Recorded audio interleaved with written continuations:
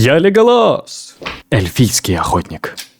Я уверен, вам не терпится увидеть таланты, поэтому давайте начнем. А начнем мы с вами, пожалуй, с талантов общей ветки охотника. В целом здесь прокачка всегда плюс-минус идентичная, но у нас есть 3 поинта, которые можем распределять в разные таланты, соответственно.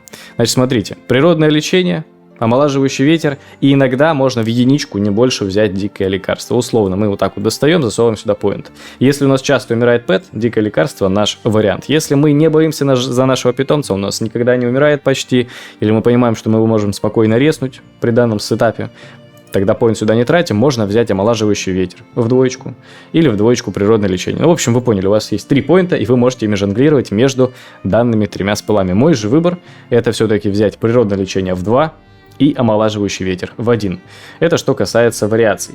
В целом, я бы иногда рекомендовал улучшенный убийственный выстрел не брать, но я играю с ним всегда. Вы можете этого не делать, потому что, мне кажется, это довольно приятный талант. И вот эти 25%, которые практически всегда прокают, ну, поскольку у нас практически всегда крит с убийственного выстрела, соответственно, я бы рекомендовал брать данный талант и на 25% увеличивать урон нашего крита. Это супер прикольно будет. Остальные прокачиваемые таланты. Значит, смотрите. Ну, обязательно нам нужен кик, я так понимаю, это без объяснений для ПВПшки. Давайте я проговорю про выборы. То есть устрашение или фугасная ловушка. 100% устрашение, потому что нам нужен стан. Здесь у нас либо рев жертвенности, либо уклонение охотника. Раньше рев жертвенности был ПВПшным талантом. Сейчас его нам добавили просто в обычную ветку, поэтому также его не брать. Это будет ошибка. Еще есть очень важный выбор. Ошеломляющий выстрел или связующий выстрел. Иногда я видел, многие любят брать связующий выстрел, но я не рекомендую его использовать, потому что, ошеломляющий выстрел гораздо лучше. Смотрите, вы закинули, допустим, вражеского лекаря в трапу, замораживающую ловушку, да? И вы можете одного из ДДшников, которого вы не фокусите, просто закинуть в ошеломляющий выстрел. Да, связующий выстрел как бы станет, он не накладывает паралич, а это прям полноценный стан. Но станов слишком много у всех есть, а вот ушеломление, это такой довольно редкий деминишн, который практически ни с чем не стакается. То есть вы одну цель можете заморозить, а другую ошеломить. Если не получилось заморозить приста, тогда вы можете ошеломляющим выстрелом его, заставить на 4 секунды целое просто стоять АФК. Поэтому я бы рекомендовал именно его использовать. Плюс связующим выстрелом не всегда попадешь, не всегда его противник разрывает. В общем, такой талант не стопроцентный, поэтому лучше брать ошеломляющий.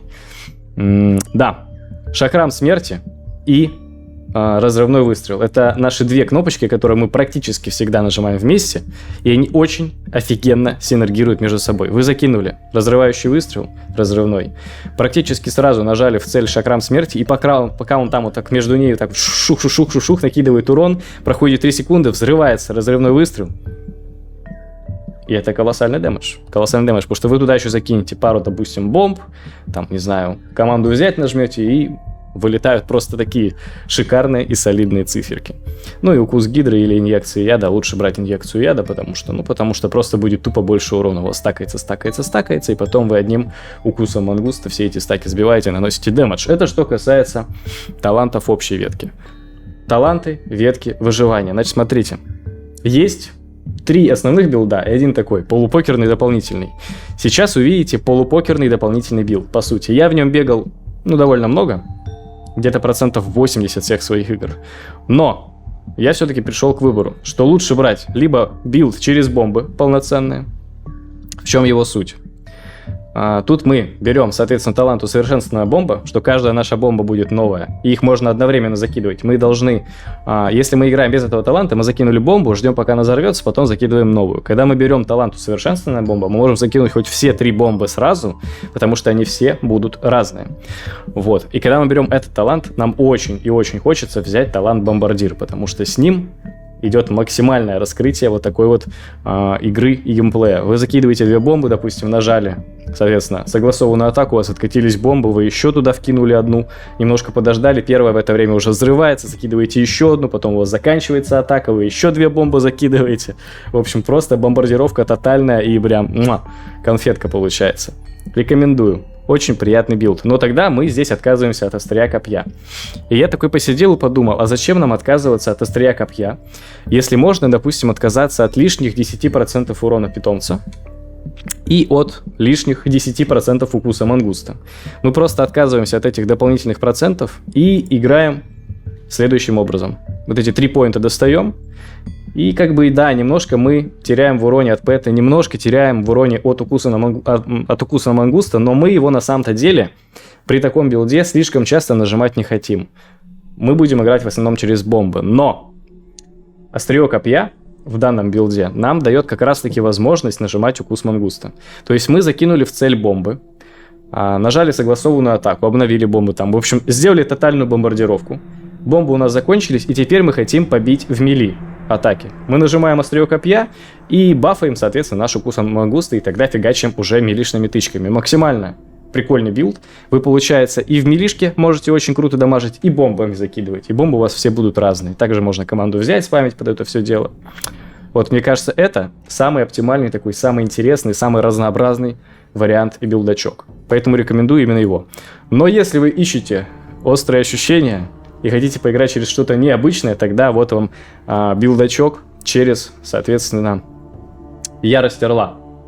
Ярость Орла довольно интересный спел. Иногда он может на самом-то деле нехилые цифры показывать, но просто он нас достаточно ограничивает в этом плане. И КДшка у него 45 секунд. 45 секунд это да. Плюс обычно, когда вы начинаете его использовать, у вас либо залетает дизарм, либо какой-то контроль, и вы дэмэдж-то вот этот весь не выдаете. В общем, аккуратно с этим билдом. Мы здесь также данные 3 поинта просто достали из зверя-убийцы и острие копья. То есть мы играем уже без него, зато играем с Яростью Орла. Но опять же, повторюсь, мне нравится больше всего вот такая вот данная сборочка. В ней есть и бомбы, и усовершенствованные бомбы, и бомбардир, и острие копья, которое позволяет нам также укусом мангуста довольно больно и очень прикольно дамажить. Кстати, немаловажно, у острия копья дальность действия 50 метров. 50 метров, think about it.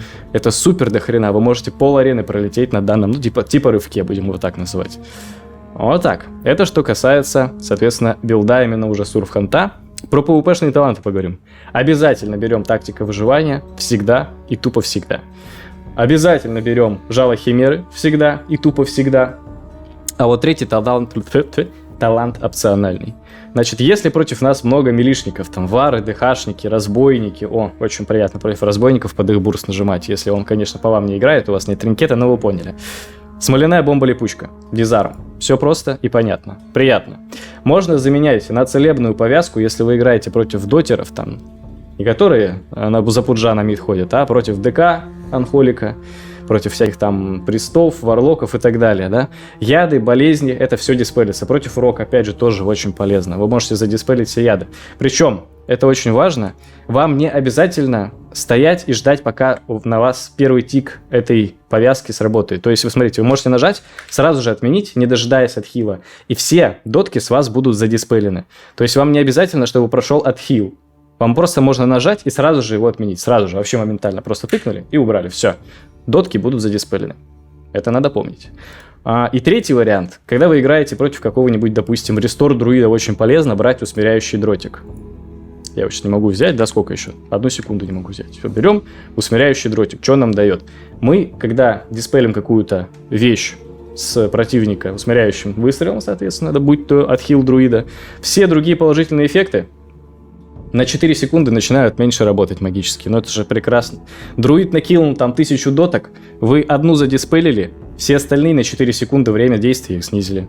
Прекрасная, вообще прекраснейшая способность. Но, в общем, осторожно, поскольку у нас вот эти 3 таланта, которые мы можем менять, то есть дизарм, повязка и усмиряющий дротик, да, но мы не можем взять их все, к сожалению. Иногда можно, допустим, я даже не знаю, от чего лучше отказаться, от жала химеры или от тактики выживания. Но если вы понимаете, что по вам точно играть не будут, хотя это, наверное, редкость, ладно, не стоит этого делать. Тактика выживания всегда, жало химеры всегда и третий талант опциональный. Ну, скорее всего, вы будете играть либо с дизармом, либо с целебной повязкой. По крайней мере, я делаю именно так. Погнали дальше. Поговорим про брата нашего меньшего, про питомца, соответственно. Значит, первое. Он должен быть специализацией хитрость. Это нам дает базовую скорость передвижения за счет пассивки, увеличенную на 8%. Это вообще ошалеть. Это стакается, допустим, с чарками на ноги ветер равнин, плюс можно на запястье накинуть, плюс 200 к скорости передвижения, и наша базовая скорость, то есть скорость бега, скорость движения нашего персонажа просто космическая. Мы летаем по полю боя, а не бегаем. Это первый момент, пассивный. Значит, активка у нашего питомца, соответственно, будет диспелить руты. То есть все обездвиживания снимаются. Мы можем ее как на себя направить, так и на нашего союзника. То есть это очень важно, поскольку, смотрите, если вы играете против баланс-друида, у них какая стандартная комбинация? Накинул корни, туда столб света поставил, который немоту накидывает, и все. И у нас АФК стоит хил, так вот кричит «помогите», двигает ручками, не знает, что ему делать. Мы нажимаем просто приказ хозяина нашего лекаря, с него диспелятся руты, он спокойно выбегает из этого столба света, и все, чувствует себя прекрасно. И мы тоже себя чувствуем прекрасно. В общем, приказ хозяина хитрости диспелит руты. Но очень важно, чтобы у нашего хитрого питомца и специализации хитрость была атакующая способность, его основная жестокое кровопускание. Это ослабляет получаемое целью исцеления, которую он бьет на 10 секунд. Это есть у гиен, насколько я помню. Вот у равозавров всяких. В общем, можете погуглить. Есть в Википедии для охотников. Там про питомцев прямо все написано. Они разделены по классам. Какие у них есть способности, пассивки, активки и так далее. В общем, должно быть кровопускание. Жестокое кровопускание. Это все, что касается нашего пэта. У жертвы нет права голоса. Теперь проговорим про все, что касается чарок, шмота, характеристик и так далее. Вот это вот все вместе. Ну, давайте про статы, наверное, поговорим для начала. Нам нужно набрать 30% скорости и версы. Это наши две основные характеристики. Ну, плюс-минус 30. Если будет 29 версы, ничего страшного. Наши остальные характеристики, это крит и искусный стих, там где-то по 18% по идее у вас останется. Поэтому смотрите, чего у вас много, чего у вас мало, и балансируйте этми параметрами через камни. Вот, допустим, я себе в шею вставил 3 камня на 70 скорости и на 33 универсальности. Поняли, да? 30% скорости, 30% универсальности, где-то по 18 крита и искусности. Это что касается характеристик. А теперь поговорим про шмот. Во-первых, нам нужно набрать 4 предмета из классового комплекта, потому что нам дают классовые бонусы за комплект, за 4 штуки. Прекрасные бонусы, без них играть, ну, зачем играть без них, если можно играть с ними, правильно? Правильно. Поэтому набираем себе 4 брони из 5. Но, что еще очень важно, наши сапожки, наши ступни должны быть следующие. Это ярые сапоги передышки, потому что они обладают прекрасным эффектом. Читаем. Когда вы успешно применяете к противнику эффекты контроля, прерываете способности или рассеиваете эффекты, то есть то, чем мы постоянно занимаемся, ваша основная характеристика повышается на 510 на 10 секунд. Просто конфетный бонус, без него играть тоже нам не хочется. Стакается, соответственно, со знаком расторопности обсидианового гладиатора. Можно играть с ним. Если понимаете, что вам вообще никак нельзя выжить в данной солоке, на данной арене, берем эмблему обсидианового претендента и не паримся. Ну, допустим, вот так вот заменяете. Но в целом, в основном, можно играть с этим тринкетом. И это стакается у нас с чарками, которые мы накидываем на двуручное оружие, то есть посвящение мудрости, которое тоже нам повышает основную нашу характеристику. Вот так вот. Это что касается шмота. Давайте теперь про чарки, да, еще раз поподробнее. На пушку посвящение мудрости, на кольца чары на универсальность, на скорость, смотря что вам нужно, на ступни, на ботиночки, ветер равнин, на ноги, на штанцы, ловкость, выносливость, чары. Сюда, по-моему, ничего. На запястье 200 скорости передвижения, на нагрудник повышенная ловкость, на плащ скорость идущего домой. Здесь ничего, тут только камни, здесь ничего. Вот так вот, это все, что касается у нас экипировки. Может быть, что-то забыл? Напишите в комментариях, попытаюсь ответить. Или поправьте меня. Поправьте меня, если что. Вот такой вот гайдец у нас получился, народ. Всем спасибо за просмотр. Если я что-то не упомянул, пропустил, где-то ошибся, пишите в комментариях, всякое бывает. Ну а мы с вами увидимся на новых видео. Не забывайте про группу в телеграм-канале. Всем удачи, всем пока.